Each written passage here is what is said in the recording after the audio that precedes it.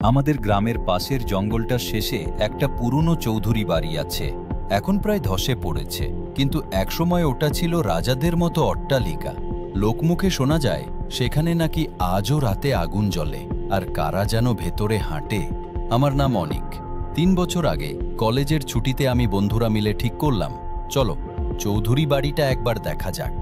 সবাই বলল, পাগল নাকি, ওখানে রাতে গেলে মানুষ ফেরে না। কিন্তু আমার তো ওইসব গল্পে বিশ্বাস নেই। রাত 9টার দিকে আমরা 4 জন, আমি, রবি, তন্ময় আর সাগর, টর্চ হাতে বেরোলাম।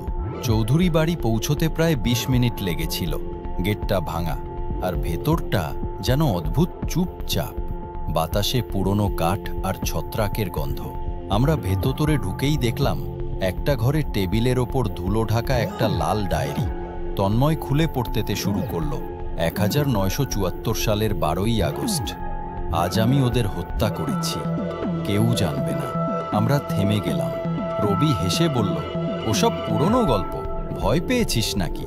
কিন্তু তখনই ওপরতলার সিঁড়ি থেকে ঠক ঠক ঠক শব্দ এলো। টর্চ ফেলতে ফেলতে আমরা ওপরতলায় উঠলাম। দেখলাম একটা দরজা আধ খোলা, ভেতর থেকে হালকা আলোর ঝিলিক। সাগাগর ধীরে দরজাটা ঠেলে খুলল। ভেতরে কেউ নেই, শুধু বাতাসে দুলছে একটা চেয়ারে বাঁধা সাদা কাপড়ের পুতুল। হঠাৎ পেছন থেকে ঠান্ডা বাতাস এসে টর্চ নিভে গেল। এক মুহূর্তে ঘরটা অন্ধকার, আর ঠিক তখনই কানে ফিসফিস করে একটা আওয়াজ, ডায়েরিটা, একটা আওয়াজ, ডায়েরিটা ফেরত দে। আমরা ছুটে পালালাম।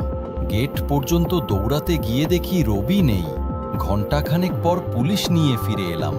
রবির টর্চ পাওয়া গেল সিঁড়ির ধাপে, কিন্তু রবি আর কখনো মেলেনি। আজও রাতে কেউ যদি চৌধুরী বাড়ির সামনে দিয়ে যায়, নাকি শুনতে পায়, ডায়েরিটা ফেরত দে।